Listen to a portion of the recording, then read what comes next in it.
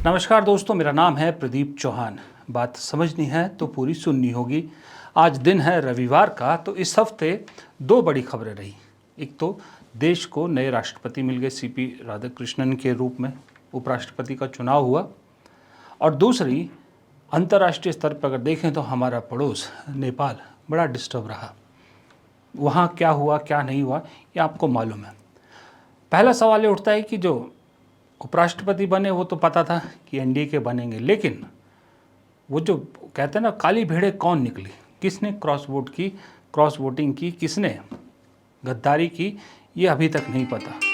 लेकिन इतना ज़रूर है कि छेद दोनों तरफ है, एनडीए में भी और इंडिया गठबंधन में भी। अब इंडिया गठबंधन का क्या होगा, कितना मजबूत हुआ इस चुनाव के बाद, क्या सच्चाई खुली और कौन इसको आगे लेके जाएगा, कांग्रेस का क्या रोल रहेगा, ये बड़ा इम्पोर्टेंट है जानना। दूसरा, नेपाल में जो हुआ उसका भारत पर क्या असर पड़ता है, नेपाल के युवाओं में और भारत के युवाओं में क्या फ़र्क है, क्या सोशल मीडिया इतना बड़ा हथियार बन गया है कि सत्ताधारी पार्टियों को अब पूरी दुनिया में डरने की ज़रूरत है। ये कुछ ऐसे सवाल हैं जिनका जवाब जानना ज़रूरी है, और इस जवाब के लिए एक बार फिर हम चलेंगे मशहूर पत्रकार, एनडीटीवी के मैनेजिंग एडिटर रहे सीनियर वरिष्ठ पत्रकार अभिज्ञान प्रकाश के पास। हाँ तो दोस्तों, जैसा कि आप देख सकते हैं स्क्रीन पे अभिज्ञान भाई आ गए। अभिज्ञान भाई, आपका एक बार फिर से स्वागत है हमारे यहाँ पर। वादे के मुताबिक हम फिर हाजिर हैं लोगों के सामने। राष्ट्रपति उपराष्ट्रपति चुनाव पे ज्यादा बात नहीं करें क्योंकि उससे भी बड़े मुद्दे आ गए, लेकिन बात करना भी जरूरी है। लेकिन चुनाव कौन जीता कौन हारा ये इंपॉर्टेंट नहीं है, लेकिन जो वो क्रॉस वोटिंग वाला जो चल रहा है मामला, आपका गणित क्या कहता है? ये जो क्रॉस वोटिंग हुई है कहाँ से ये हो सकती है, या विपक्ष की कौन से ऐसे लूपहोल्स थे जो भटक गए?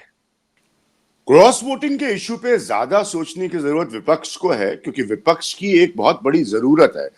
और जरूरत पॉलिटिकल ये है कि उसको एक कंबाइंड ऑपोजिशन की सूरत दिखानी है, यानी कि एकजुट ताकतवर कंबाइंड ऑपोजिशन।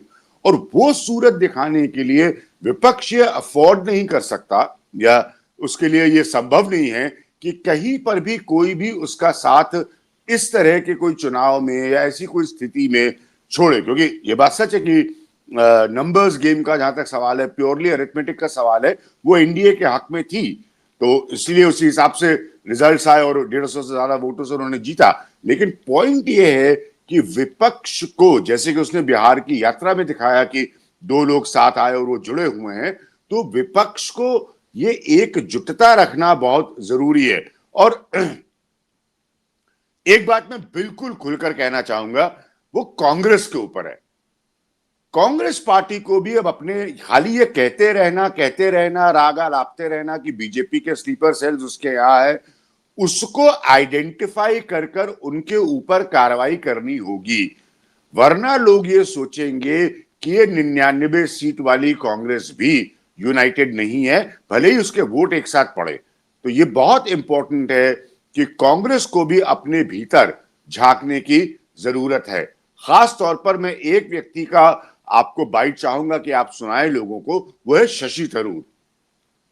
ये पहली बार नहीं किया है शशि थरूर ने। अरिथमेटिक हम भी जानते हैं, सब लोग देख रहे थे, सब लोग वेट कर रहे थे कि क्या कोई चुनाव पलट सकता है, नहीं पलटेगा तो एनडीए जीतेगी, जैसा कि हुआ। वो नहीं पूरी तरह से वैसे पलटा, क्रॉस वोटिंग थोड़ी बहुत हुई, उस पर प्रतिशत में नहीं हुई कि चुनाव पलट जाता। लेकिन थरूर साहब पहले थे जो अपनी अलायंस की डिफीट को डिक्लेयर करके हाउस में अंदर गए। मतलब इतना उनको कमिटमेंट है एनडीए के प्रति।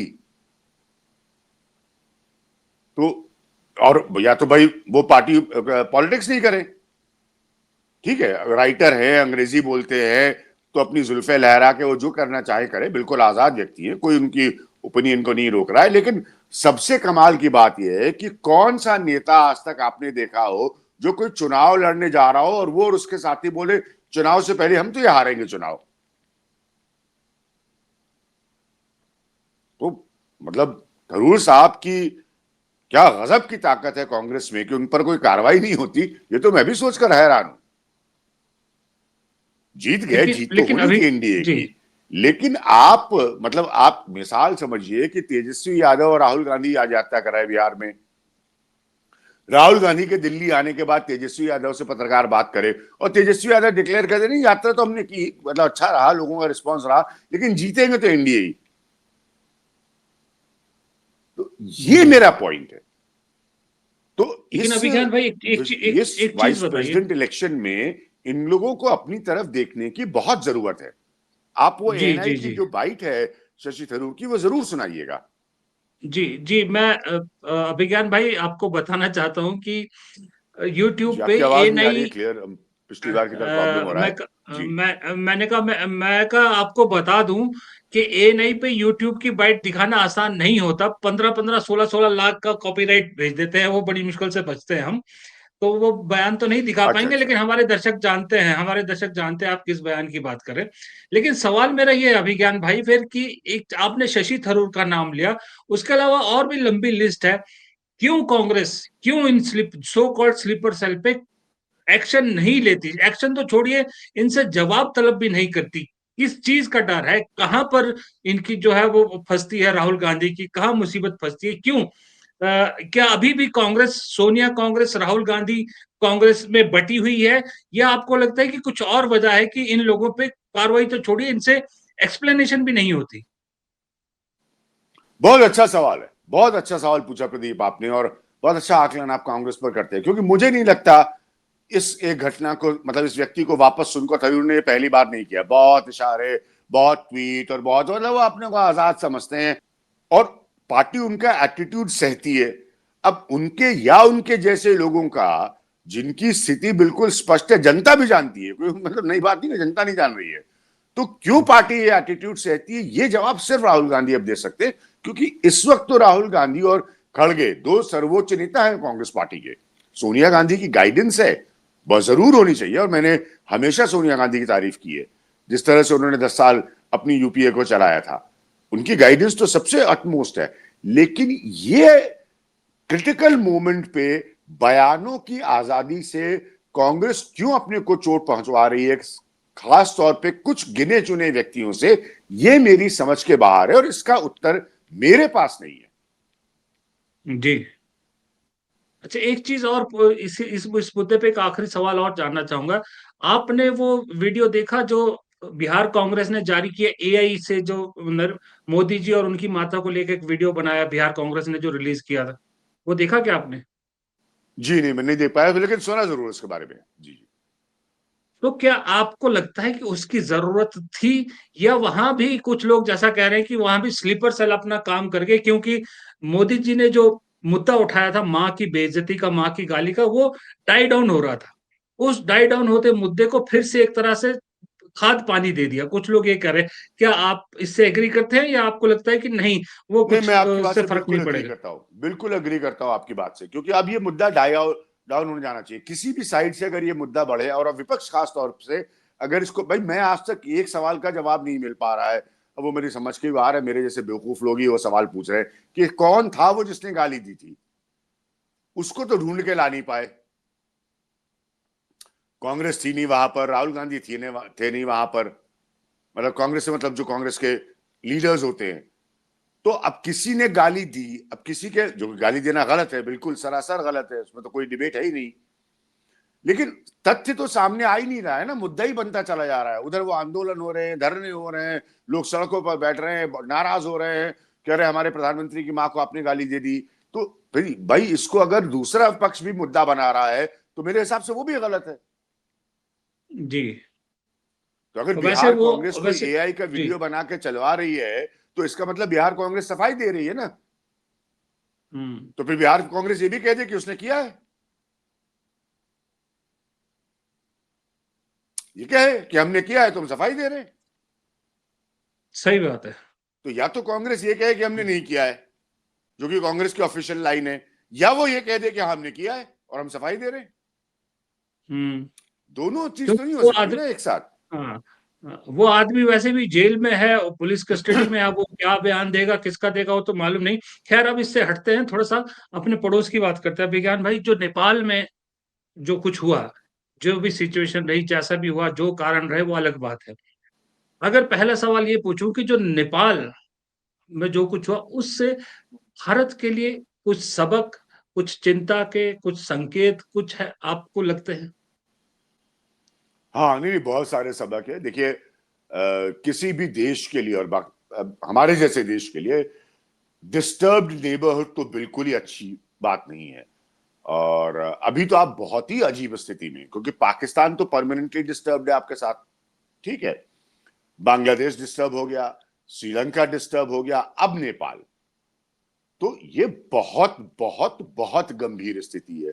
नेपाल खासतौर पर, क्योंकि नेपाल से आपका रिश्ता गहरा रहा है, नेपाल को समर्थन देने का रिश्ता आपका गहरा रहा है। और बहुत सालों पहले, मैं आपको एक बात बड़ी खास बताता हूं, मेरे अजीज गवर्नमेंट ऑफिशियल मित्र हैं और बहुत आला दर्जे के, उन्होंने बहुत समय पहले मुझे बताया था कि नेपाल में तब कुछ कुछ अनरेस्ट होती थी, कुछ घटनाएं होती थी, रॉयल फैमिली में मैसेकर हुआ, वो भी घटना हमें याद है। तो उन्होंने हमेशा कहा था कि एक दिन नेपाल की जनता सड़क पे आएगी, क्योंकि यहाँ के रूरल्स जो हैं वो जनता को ध्यान नहीं देते, गरीबी बहुत है। नेपाल से हिंदुस्तान में लोग बहुत काम करने आते हैं, खासतौर पर सिक्योरिटी और हाउस होल्ड हेल्प के तौर पर। वहां पर एम्प्लॉयमेंट नहीं जनरेट हो पा रहा है, और लगातार वहां जनता के मन में यह आता है कि नेपाल को जो भी आर्थिक मदद मिलती है वो वहां के नेतागण हड़प लेते हैं। ये जनता में अभी भी मैं नेपाल की स्टोरी फॉलो कर रहा था, तो ये एक फीलिंग बहुत ज्यादा लोगों के अंदर पिछले बहुत सालों से पनपती जा रही थी, और अब उसका हमने विस्फोट देख लिया, किस तरह से सड़कों पे हो गया और लोग उतर कर आ गए।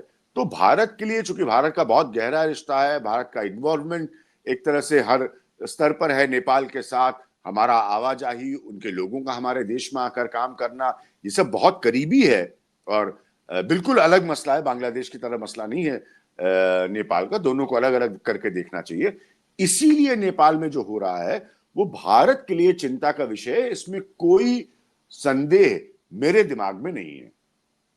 लेकिन इसमें भाई एक चीज और पूछना चाहूंगा, जो प्रदर्शनकारी वहां दिख रहे थे, जो भी हमने सोशल मीडिया पे उस पे देखा, जिस तरह से हमारी गोदी मीडिया को उन्होंने लताड़ लताड़ के वहां से भगाया, एक तो वो, और दूसरा जो उनकी बातों में एक भारत के प्रति थोड़ी सी नफरत सी दिख रही थी, वो आपको लगता नहीं कि वो ज्यादा चिंता का विषय है? हाँ, दोनों पॉइंट चिंता के विषय है। मैंने आपसे अभी थोड़ी देर पहले क्या कहा भाई, गोदी मीडिया तो, इस पर तो मैं कोई कमेंट ही नहीं करूंगा। जब नेपाल में उनको लताड़ा जा रहा है तो मैं इस पर, अब आप बताइए, मैं इस पर क्या कमेंट करूंगा? तो चर्चा का विषय ही नहीं बचा ना। तो मतलब वहां नेपाल में भी कल को ऐसा हो सकता है यूरोप में भी लताड़े जाए, अगर कोई गलती से चैनल वहां देखता होगा तो, इंडिया की न्यूज चैनल्स इस तरह के। इंपॉर्टेंट है आपका सेकेंड पॉइंट। इसीलिए मैंने आपसे कहा कि एक बहुत आला अफसर ने ये बात मुझसे बहुत पहले शेयर की थी। हमें पता है कि भारत की क्या भूमिका होती है, हमें पता है कि भारत किस तरह की मदद देता है, और लोगों के अंदर जो थोड़ा सा रूखापन है भारत के प्रति, ये उस बात का भी प्रतीकात्मक संदेश है कि आप जो यहां के पॉलिटिशियंस की मदद करते हैं ना, उससे हम खुश नहीं है। क्योंकि जनता वहां पर लगातार ये देख रही है, ये सोच रही है, ये उसके दिमाग में बनता चला जा रहा है कि ये पॉलिटिशियन विदेशों से पैसा, खासतौर पे भारत हो या चीन भी उसमें शामिल है, कि उनसे इन लोगों को और इनके प्रधानमंत्री को, मंत्रियों को पैसा आता है, आर्थिक मदद मिलती है, जो हम जनता तक पहुंचनी चाहिए। सी, अंडरस्टैंड, वो भी हिल स्टेट है, आप भी जहां बैठे वो हिल स्टेट है, तो ये सब स्पेशल कैटेगरी में आते हैं ना। तो वही नाराजगी है जनता की कि आप ये सब करते हैं, लेकिन जो मदद हमको पहुंचनी चाहिए, जनता तक पहुंचनी चाहिए, वो नहीं पहुंच रही है। तो इसी की वजह से आप ये रूखापन भारत के प्रति देख रहे हैं, और ये मेरे लिए अनएक्सपेक्टेड नहीं है। क्योंकि नेपाल में जी। अगर आप जाइए तो, और लोगों से बात करिए, तो वो भारत को दोस्त मानते हैं, वो मानते हैं कि भारत से मदद होती है नेपाल की। तो अगर उनको ये लगने लगे कि मदद करने वाले देश से के लोगों से आने वाला पैसा या धन या सहायता या कुछ कुछ भी उन तक नहीं पहुंच रहा है, तो वो उस देश के प्रति भी तो नाराज होंगे ना, जी। भले भारत की लेकिन अपनी एक कोई गलती ना हो उसके अंदर।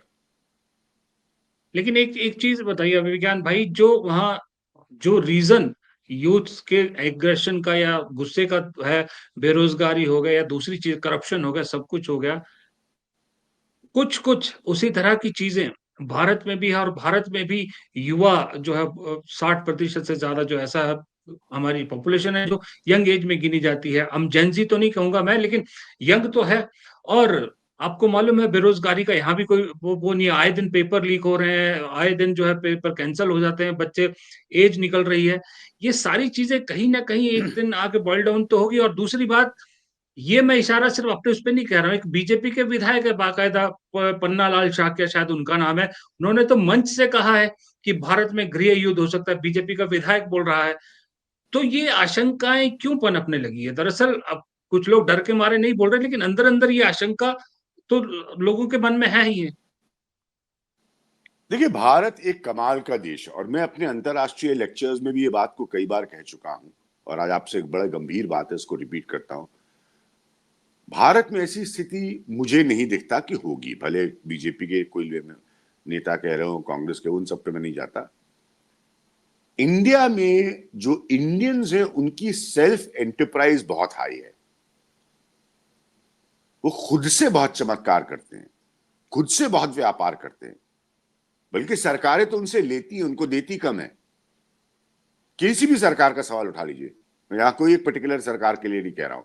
तो इसीलिए वो अपनी एंटरप्राइज से, मैं भी तो आज बेरोजगार व्यक्ति हूं, मैं बेरोजगार हूं, मैं आपसे बात कर रहा हूं, आप मुझे कोई पैसे नहीं दे रहे हैं, लेकिन मैं चाहता हूं कि एक अच्छे व्यक्ति के साथ में चर्चा करूं ताकि मेरे विचार अच्छे लोगों तक पहुंचे, अगर पहुंच सकते हैं, और वो अगर उससे कुछ लाभ हासिल हो सकता है तो मेरी छोटी सी कोशिश होगी। तो हम लोगों के स्वभाव में, तभी हम विदेशों में जाके अच्छा करते हैं, एक सेल्फ एंटरप्राइज है। और इंडियंस आर फैंटास्टिक पीपल जहां तक इस बात का सवाल है, और उस सेल्फ एंटरप्राइज से वो अपने को मोल्ड कर लेते हैं। अब श्रीलंकन और नेपाली में वो चीज नहीं है।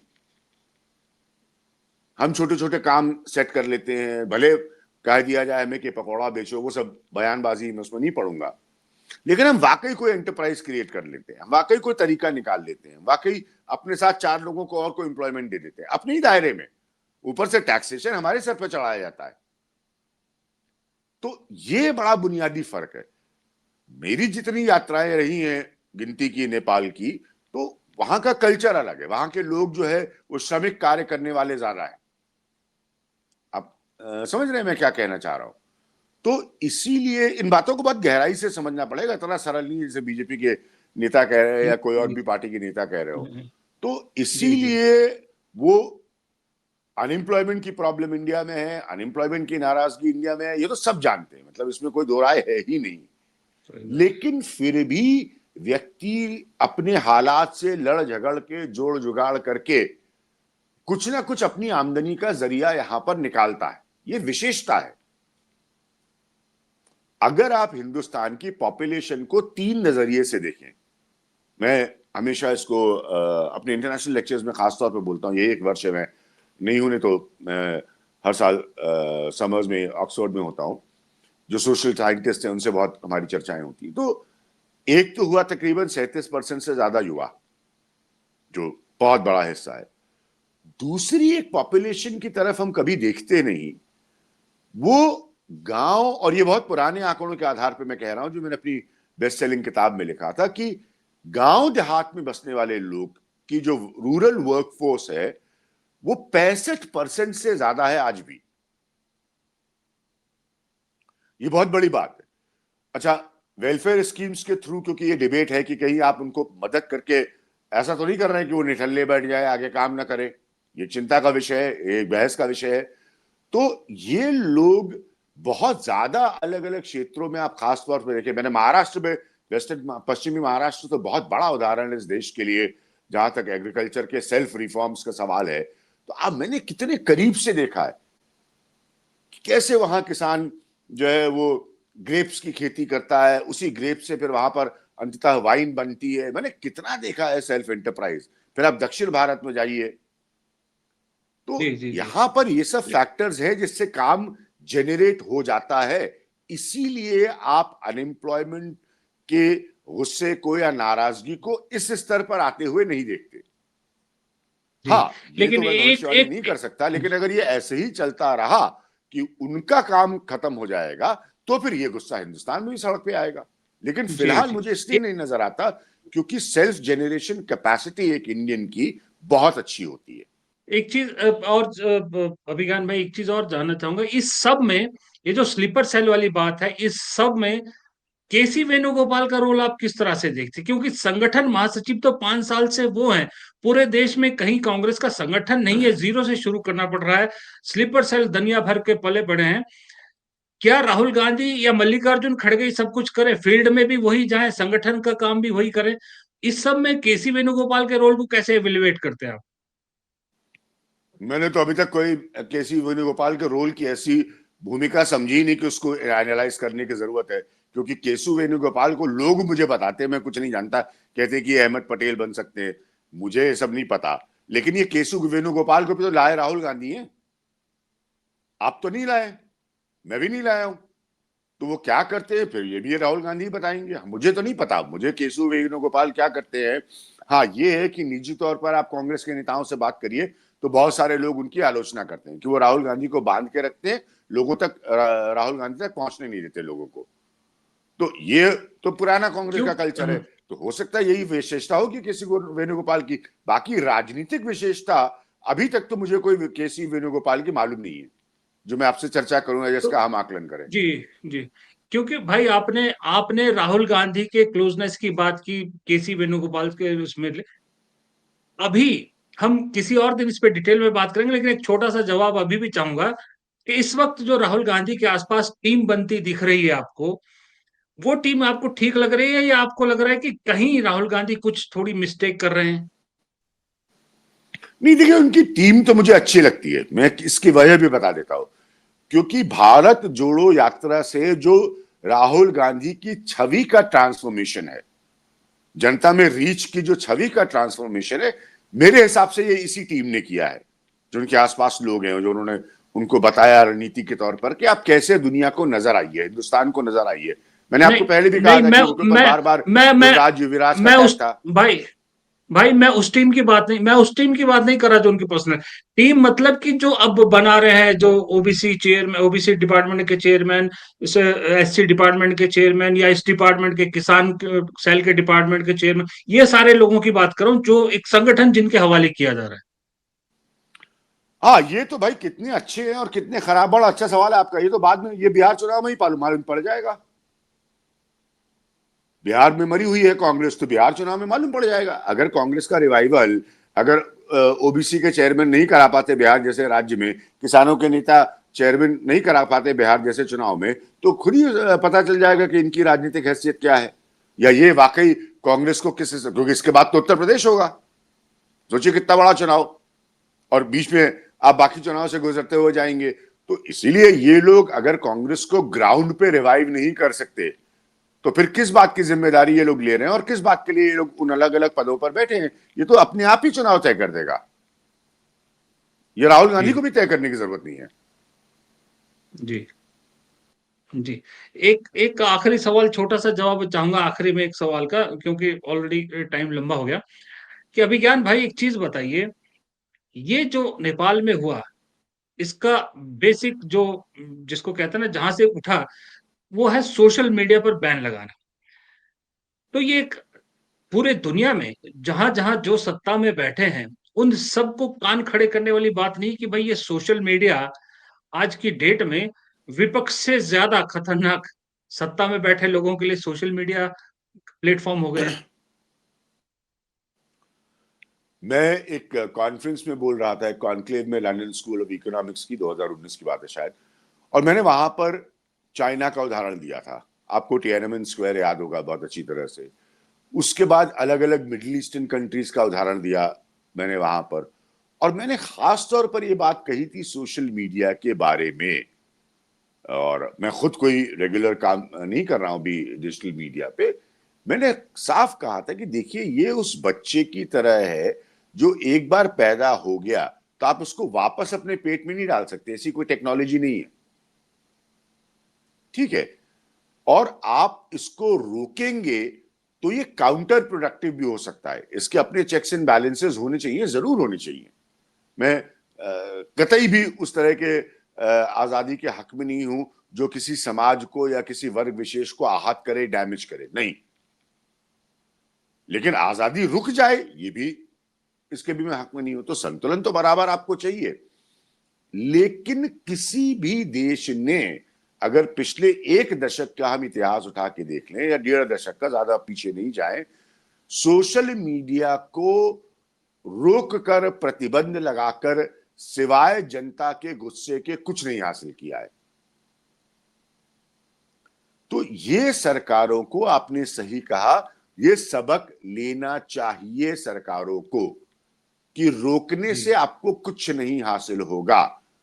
आप उसी प्लेटफॉर्म को इस्तेमाल कर कर, अब तो सबकी आर्मी बनी हुई है, सबके लोग कहते हैं हजारों करोड़ के बजट हैं, मुझे नहीं मालूम ये सब बातें, ठीक है, आप अपना पॉइंट ऑफ व्यू रखिए, लेकिन बहुत सिंपल है। एल कैपोन अमेरिका का 1940 के दशक का इतना बड़ा गैंगस्टर क्यों पैदा हुआ, जो दिमागी तौर पर 40 के उम्र के दशक में ही पागल हो गया था अरबपति बनने के बाद?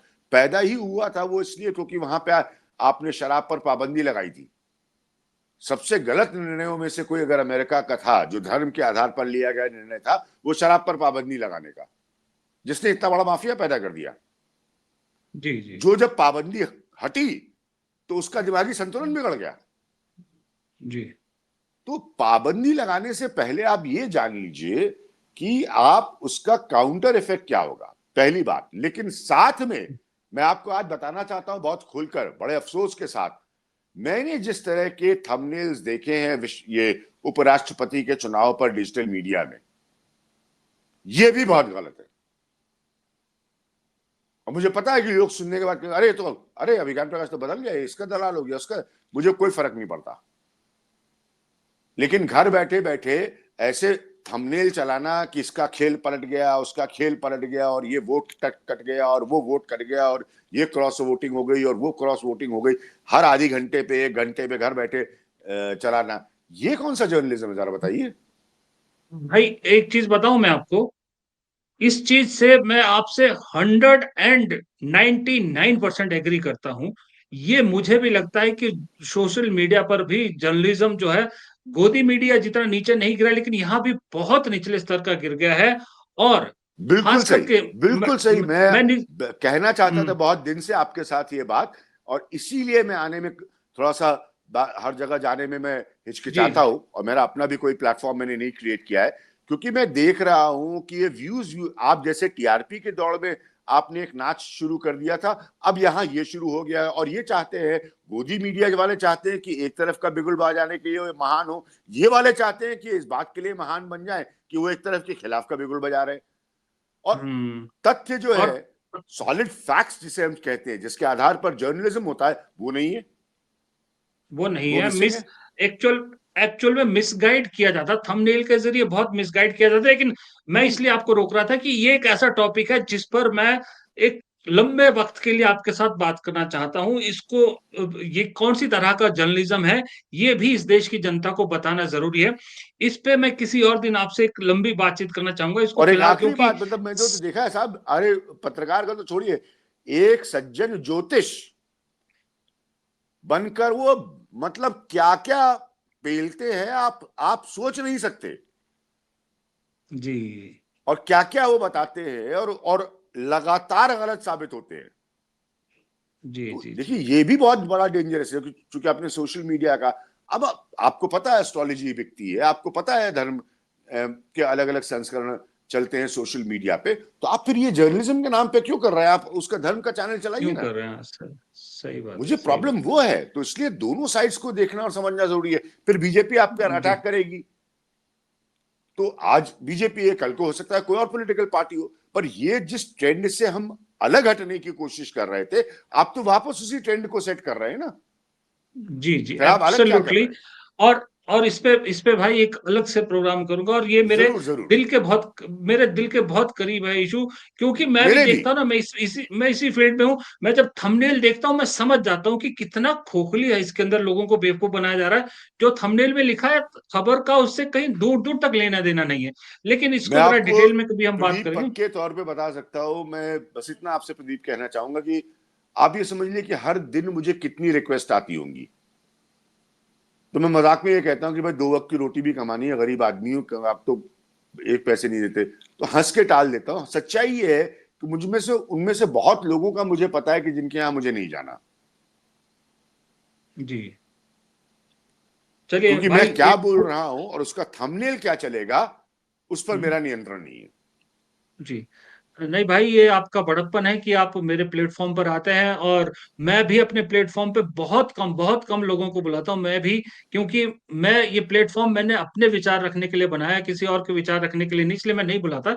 लेकिन आप जैसे कुछ लोग थैंक यू। मिलते हैं तो मुझे बहुत खुशी होती है, मैं फिर बार बार बुलाना चाहूँ। आप वक्त निकालते हैं थैंक मेरे यू। लिए, आपका बहुत बहुत शुक्रिया। और आप इतने सारे मुद्दों पर अपने एक्सपीरियंस लोगों के साथ शेयर करते हैं, आपके चाहने वाले बहुत हैं। अपने इस प्रोग्राम में कमेंट बॉक्स में देखिएगा, आपको कितने लोग मिस करते हैं, कि कोई कहता है 15 साल बाद देखा, कोई कहता है 12 साल बाद देखा, कोई कहता है अभिज्ञान जी की शक्ल चेंज हो गई, कोई कहता है अभिज्ञान जी पतले हो गए।